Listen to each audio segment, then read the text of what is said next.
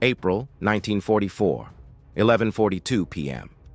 The house sits in darkness at the edge of a small French village, its windows covered, its exterior indistinguishable from dozens of others scattered across the countryside.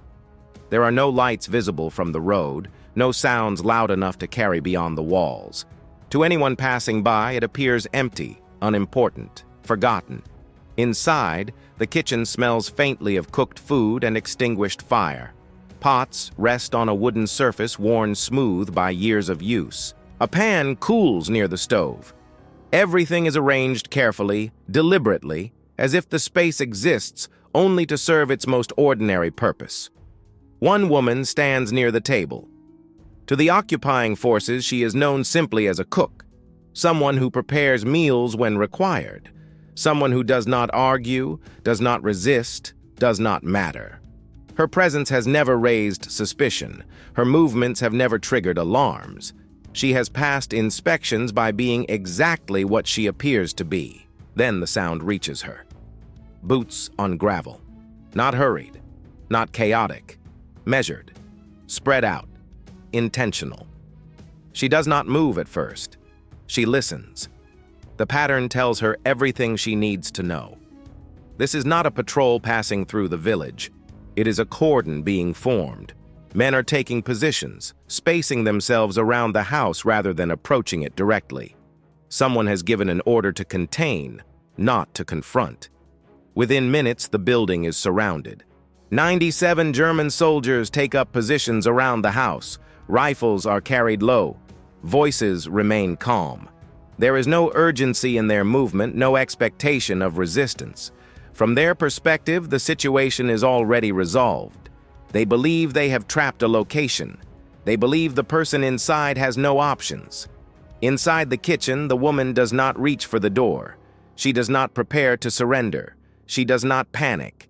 She begins counting, footsteps, distances, angles. She notes where the soldiers stand too close to the walls, where their attention faces outward instead of inward, where confidence has replaced caution.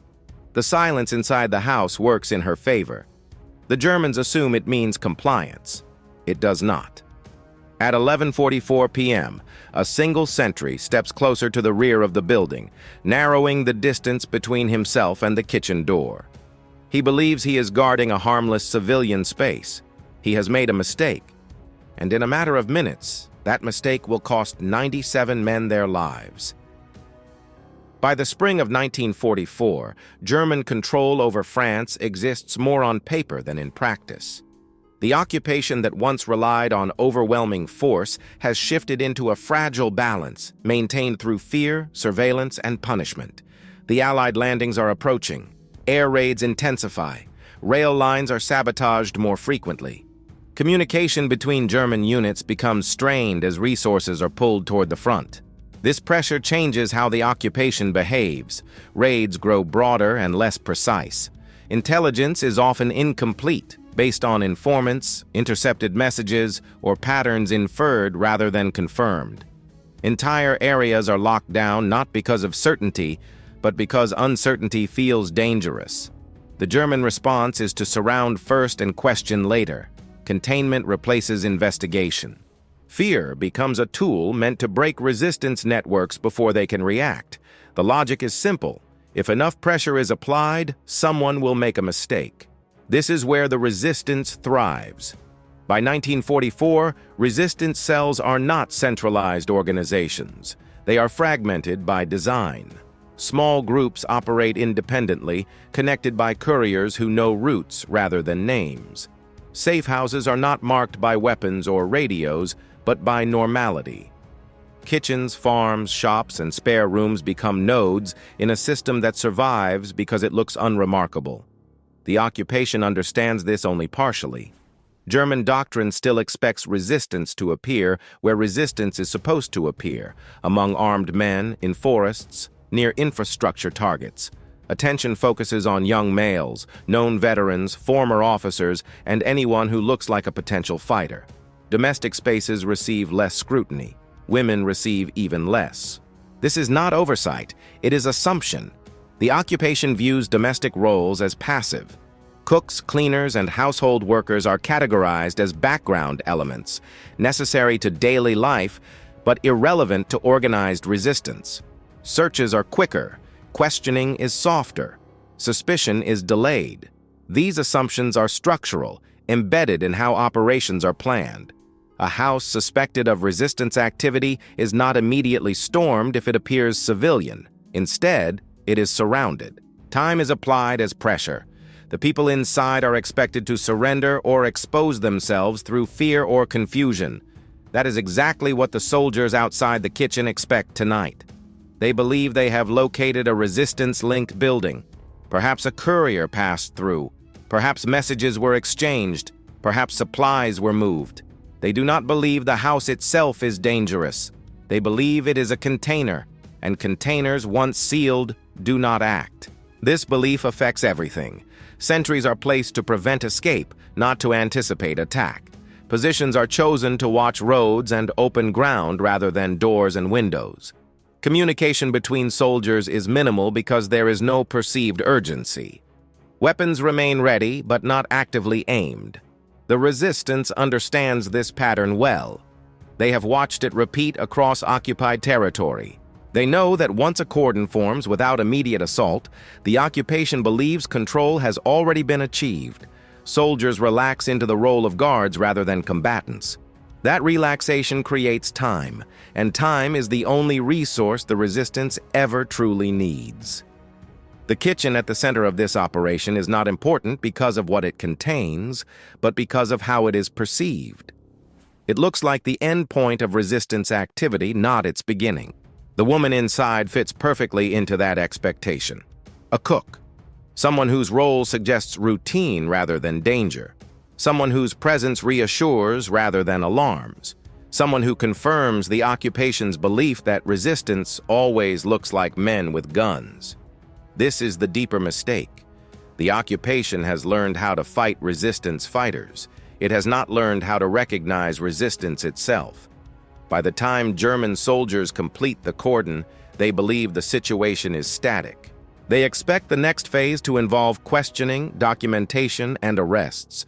They expect the house to remain quiet. What they do not realize is that resistance is not reacting to them. It is waiting, and in occupied France, waiting has always been the most dangerous position to underestimate. To the occupation, her presence makes sense. Every element of her daily routine reinforces the same conclusion. She is harmless. She cooks when asked. She cleans without complaint. She keeps her movements small and predictable. She does not linger where soldiers gather. She does not ask questions. She does not look like someone who carries information, much less danger. The role is not improvised. It is practiced. A cook in occupied France occupies a peculiar position. Kitchens are necessary. Food must be prepared. Someone has to do the work that keeps soldiers fed and households functioning. That necessity creates tolerance. Tolerance becomes familiarity. Familiarity dulls suspicion. German soldiers have passed through this kitchen before. They have stood near the stove while waiting for orders. They have leaned rifles against the wall while food was prepared. They have spoken casually, lowering their voices because the space feels civilian, controlled, safe. No one tightens a grip on a weapon near a table covered in cookware. That environment shapes behavior. Soldiers remove helmets. They relax posture. They let their attention wander. The kitchen does not trigger the instincts associated with combat. It suggests submission, routine, and inevitability. The occupation depends on that psychological separation to maintain control. The woman understands this completely. She does not avoid attention by hiding. She avoids it by fulfilling expectations so precisely that attention never settles on her in the first place. When soldiers speak, she listens without appearing to listen.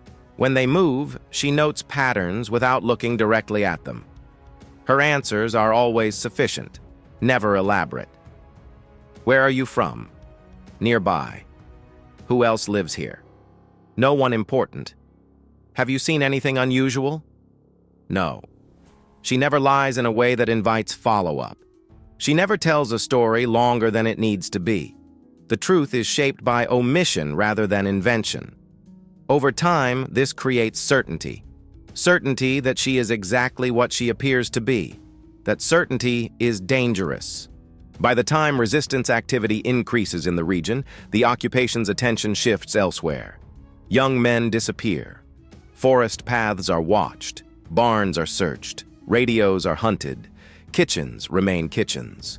The house survives not because it is invisible, but because it is categorized.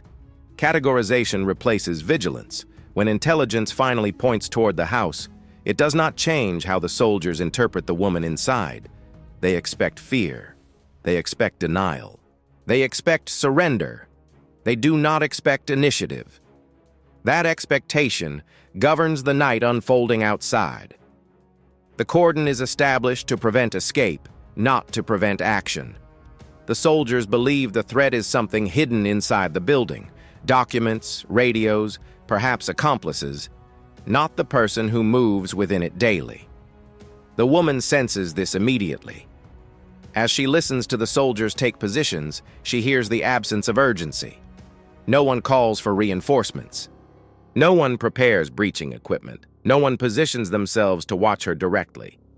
They are guarding the idea of resistance, not the reality of it. Inside the kitchen, everything reinforces her cover. The cookware, the worn surfaces, the smell of food and extinguished flame.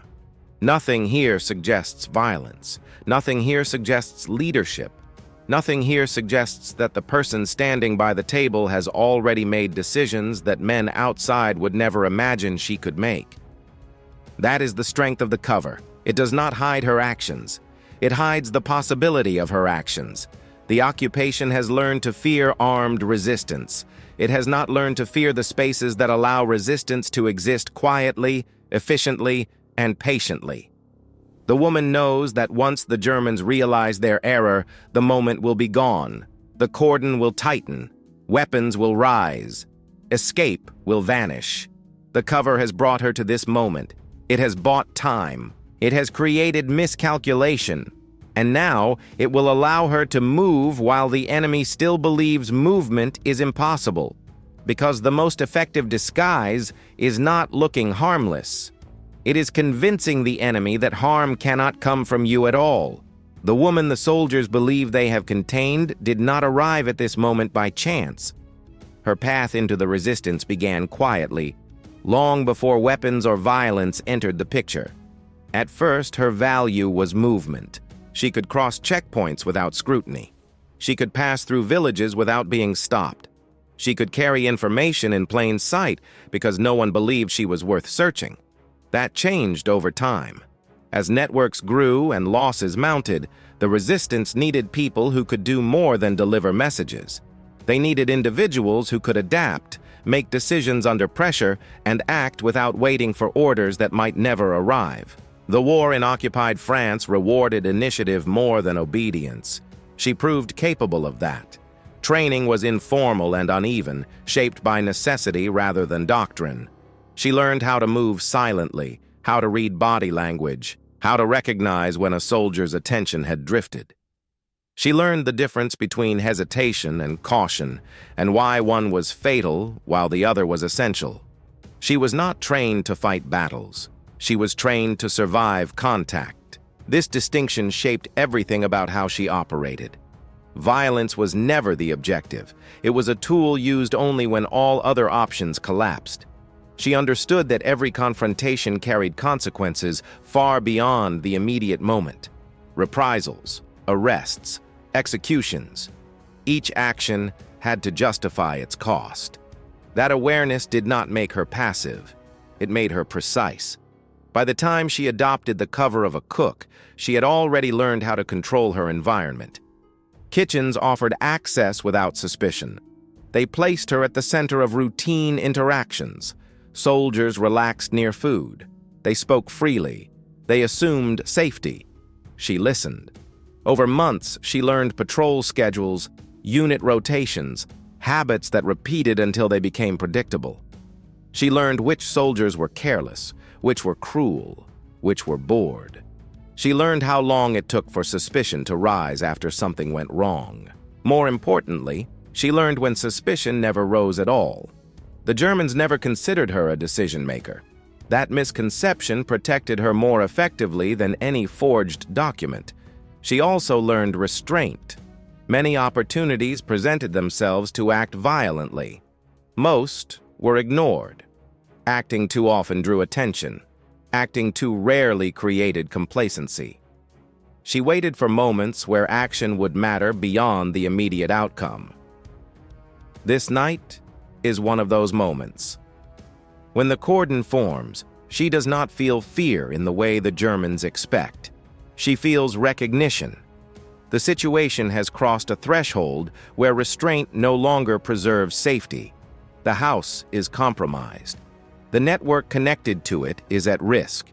Capture would mean interrogation. Interrogation would mean exposure. Exposure would mean others dying. The decision becomes simple, if not easy. She does not think of herself as brave. She thinks of herself as responsible. Responsibility to people who trusted her, to routes she memorized, to names she never spoke aloud.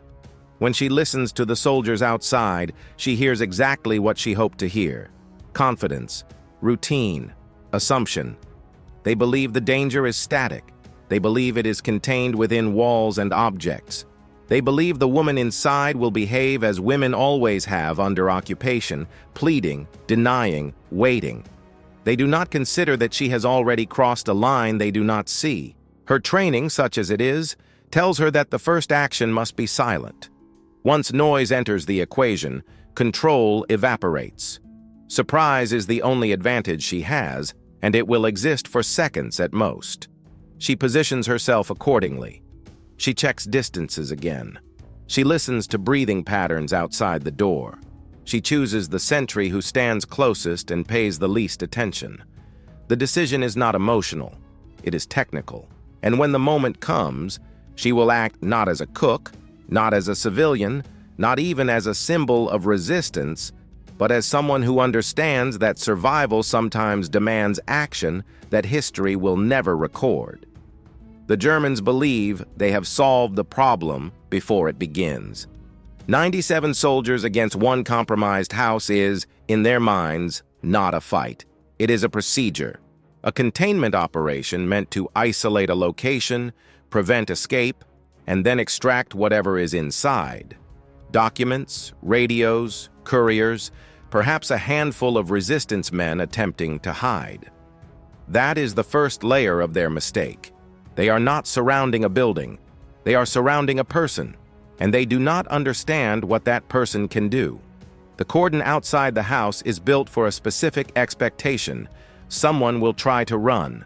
The formation is designed to catch movement outward, not to respond to movement that begins from the center.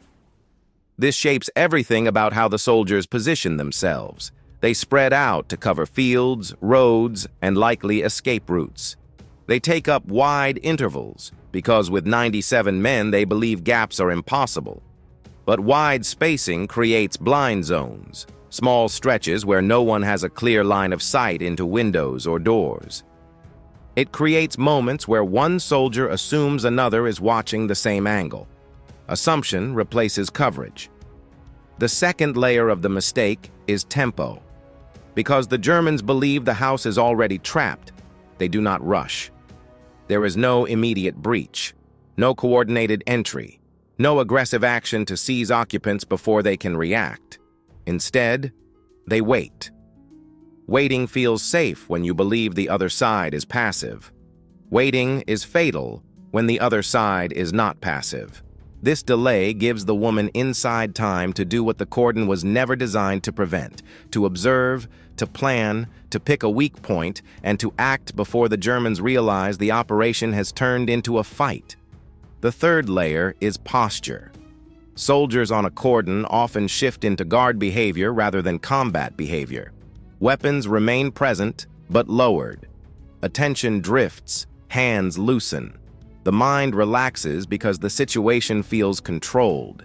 Men begin watching the countryside rather than the building itself. Some smoke, some whisper, some turn their heads away for a second too long. None of it feels like negligence to them. It feels like routine. The house in their minds is an object. It cannot strike. Then there is the fourth layer, psychology. A cook is not a threat. That belief is so deeply held that it shapes risk assessment without anyone recognizing it. If the person inside were believed to be an armed man, the operation would look different. The cordon would tighten.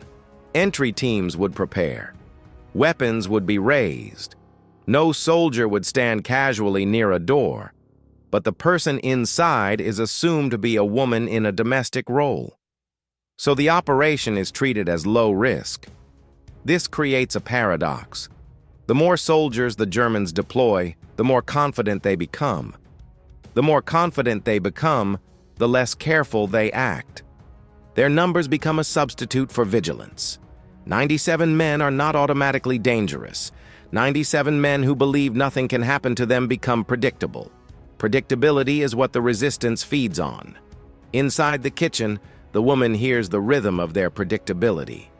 The shifting boots, the pauses, the distance between voices, the small signs that tell her the cordon is more porous than it looks. She begins mapping them without seeing them. The sentries are spaced unevenly. Some stand close to the house, others farther back. A few are positioned with their backs partly turned toward the building, facing outward, as if the building cannot produce threat. Several men cluster near the road, likely where they believe escape is most likely. This creates a critical weakness. The back of the house, the side least convenient for escape, is guarded more casually.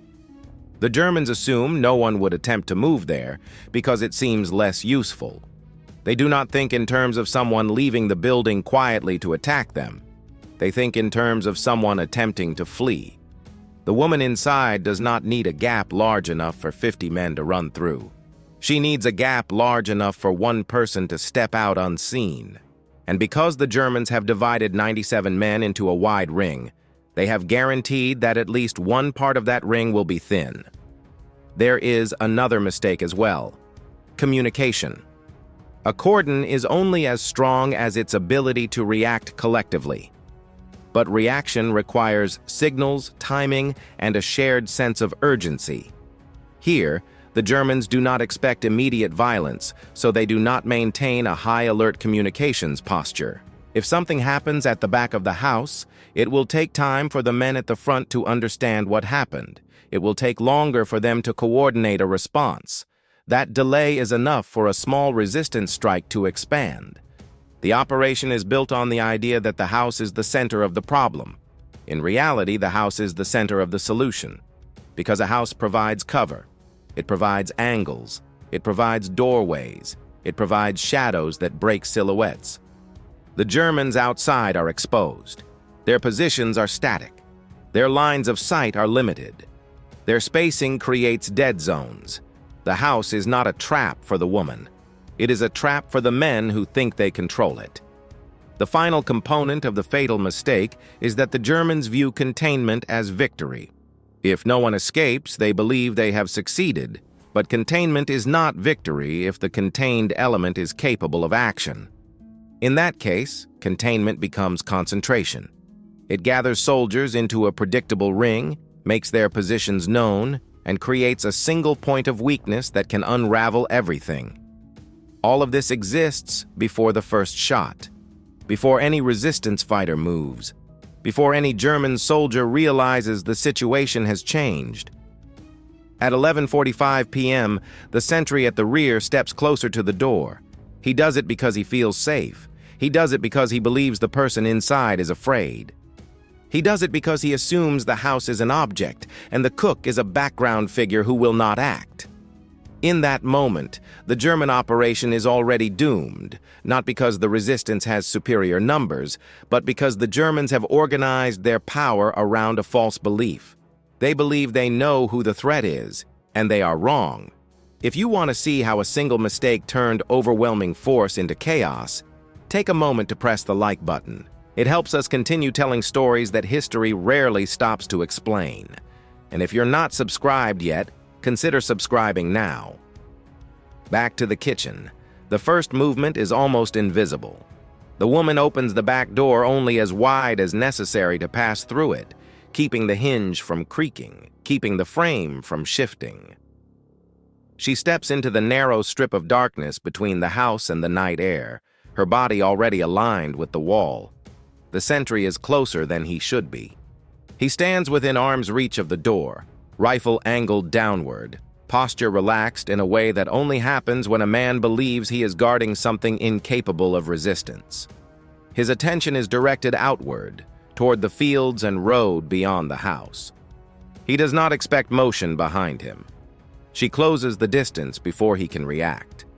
There is no hesitation, no adjustment, no pause that might turn movement into noise.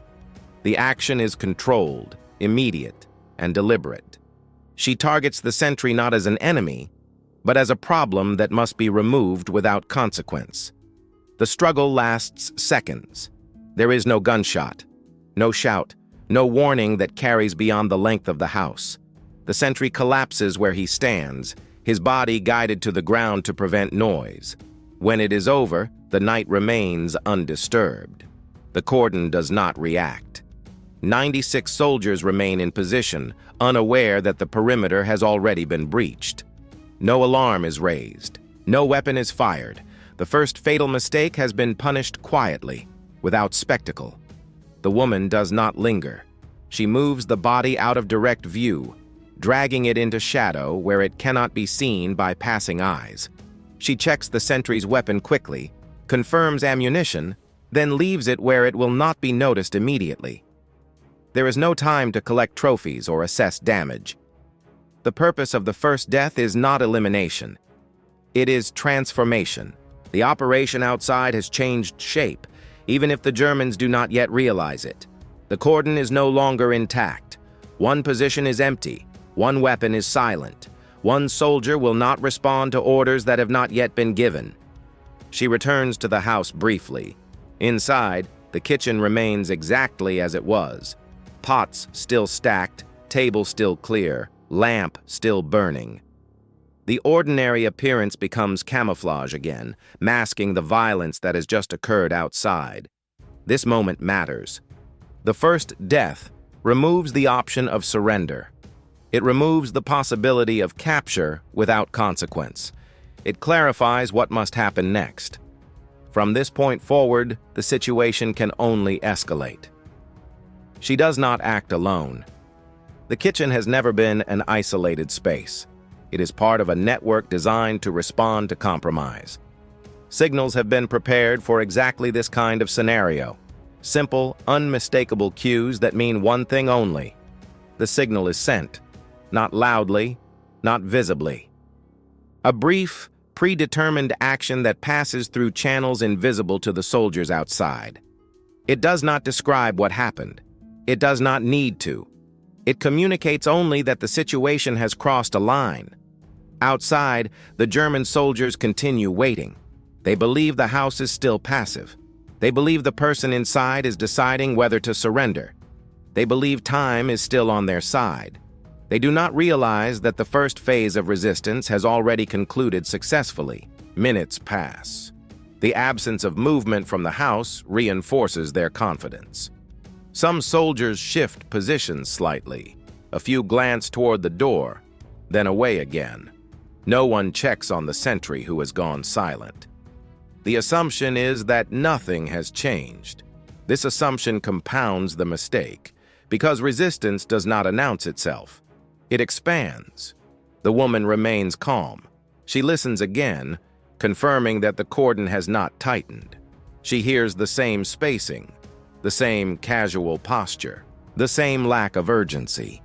The Germans have not adapted because they do not know adaptation is required. This gives the resistance time to move. Small groups begin positioning themselves at the edges of the cordon, exploiting the same blind zones that allowed the first death to occur. They do not approach the house directly. They approach the soldiers guarding it. The first German sentry was not meant to be an exception. He was meant to be a beginning. The woman understands that once the next phase begins, noise will be unavoidable. Gunfire will erupt. Confusion will spread. The Germans will react, but they will react late, and they will react incorrectly. Everything depends on the timing of the transition. The moment between silence and chaos must be short. Too slow, and the Germans regain control. Too fast, and coordination breaks down. She positions herself where she can direct movement once the attack begins, not from the front, but from within the space the Germans believe they control least. The kitchen door closes behind her. Outside, 96 soldiers still believe they are surrounding a harmless house. They do not yet understand that the operation has already been compromised at its core, and that the first death they never noticed has made the rest unavoidable. The attack does not explode outward. It unfolds. The first shots are isolated, spaced far enough apart to confuse rather than clarify. A sentry at the edge of the cordon goes down before he understands where the fire came from. Another turns toward the sound, exposing himself to a second angle he never knew existed. The Germans react as they were trained to react, by reinforcing what they believe is the point of contact. That is exactly what the resistance expects. Men move toward the noise, tightening their focus on the perimeter while leaving the interior of the cordon thinner with every step. Communication fractures as shouted orders overlap. Some soldiers advance. Others hold. A few freeze, unsure whether to move or wait. The woman uses the confusion immediately. She moves through the house and out again, using doorways and walls to stay out of sight. From her position, she signals resistance fighters into gaps that open and close as German soldiers reposition. She does not command loudly. She points. She redirects. She stops movement when it would draw attention and accelerates it when surprise still holds. The kitchen becomes a junction, not a place of shelter, but a place of orientation. Fighters pass through it briefly, using its familiarity to navigate in darkness. The ordinary layout, tables, counters, narrow door frames, creates choke points that force German soldiers into predictable paths. Shots come from unexpected directions, from behind, from the side, from positions that should not exist if the house were truly passive. The Germans attempt to regroup, but the cordon is already compromised. Their wide spacing now works against them. Each man fights in isolation, unsure who is friend and who is moving in shadow. The resistance does not engage in sustained firefights. They strike, withdraw, and reposition, denying the Germans a stable front. Minutes feel longer. The Germans call for coordination, but coordination requires clarity, and clarity is gone. Orders arrive late or not at all. Units overlap. Some soldiers retreat into others' lines of fire. Others advance into empty space, chasing sounds that lead nowhere. The woman remains focused. She does not pursue fleeing soldiers. She does not press advantage blindly. She understands that survival depends on discipline, not momentum.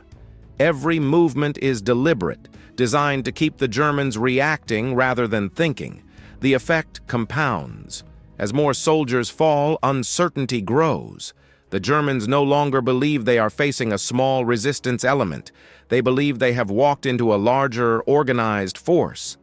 That belief alters behavior immediately. Confidence collapses. What began as containment becomes withdrawal.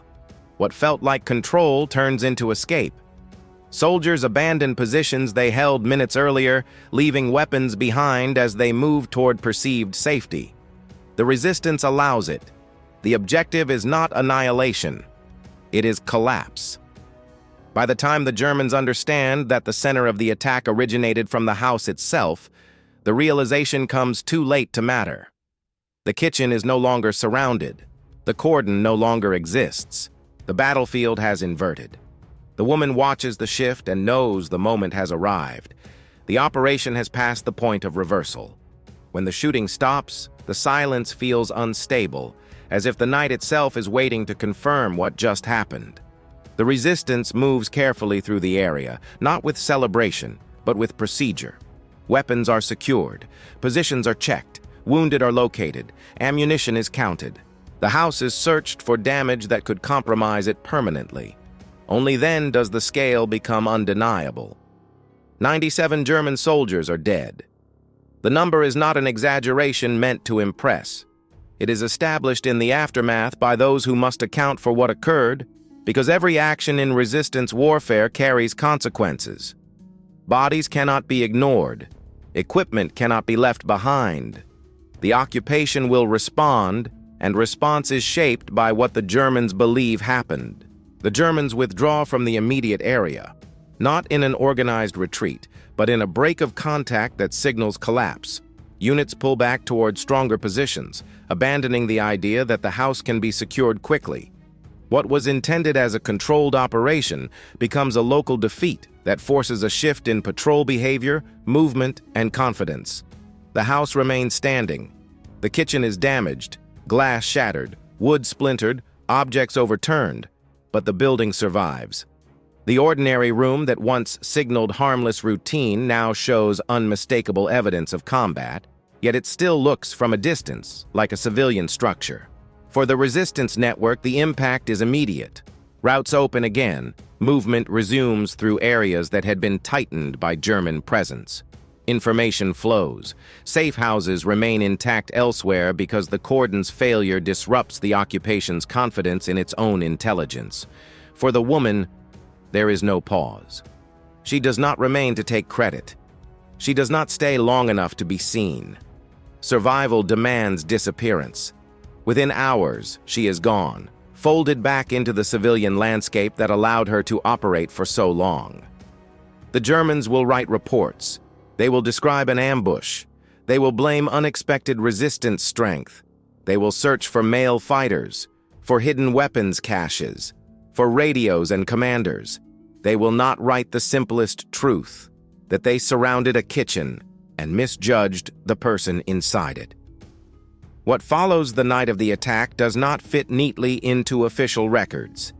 There is no clear place for it in German reports, and there is even less space for it in post-war summaries. The occupation prefers explanations that preserve the illusion of control. Failures are described as anomalies, not as consequences of flawed assumptions. In German documentation, the incident becomes abstract. Losses are attributed to an unexpected resistance concentration. Tactical errors are vaguely referenced. Responsibility dissolves into language that avoids detail. There is no mention of a kitchen, no mention of a civilian woman, no acknowledgement that the operation collapsed because its target was misunderstood from the beginning. For the resistance, silence is survival. Stories are shared selectively, if at all. Names are protected, details are blurred. The fewer people who know exactly what happened and who made it happen, the better the chances that those involved will live long enough to see the war end. The woman returns to obscurity. She does not receive a parade. She does not become a symbol during the war itself. She resumes her cover, moves through occupied territory again, and continues operating within a system that depends on invisibility more than recognition. This is where history often loses interest. Wars prefer narratives of open battle, uniforms, ranks, clear fronts, victories measured in territory gained or lost. What happened in that kitchen does not fit comfortably into those categories. It was not a battle in the traditional sense. It did not involve formal command structures. It did not end with a captured objective. It was a collapse caused by assumption. A collapse that began because an occupying force believed it understood who was dangerous and who was not.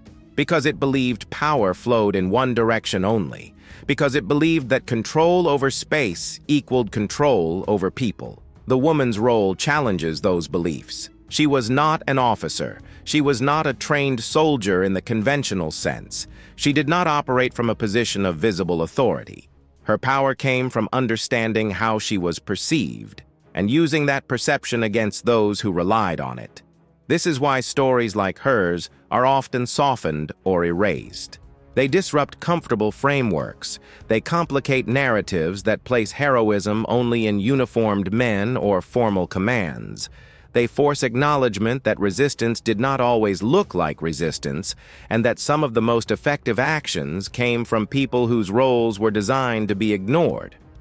97 soldiers died that night. That number exists, whether or not it is emphasized in history books. It represents a tactical failure, but more importantly, it represents a psychological one. The occupation lost not just men, but certainty. Certainty that its methods worked. Certainty that its categories were accurate. For those who survived on the resistance side, the lesson was equally clear.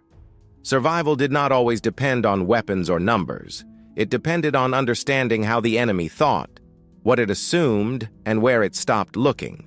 Kitchens, homes, routines, these were not neutral spaces. They were battlefields that simply did not look like ones. When the war ended, many stories were finally told. Some were celebrated, some were simplified, many were never fully explained.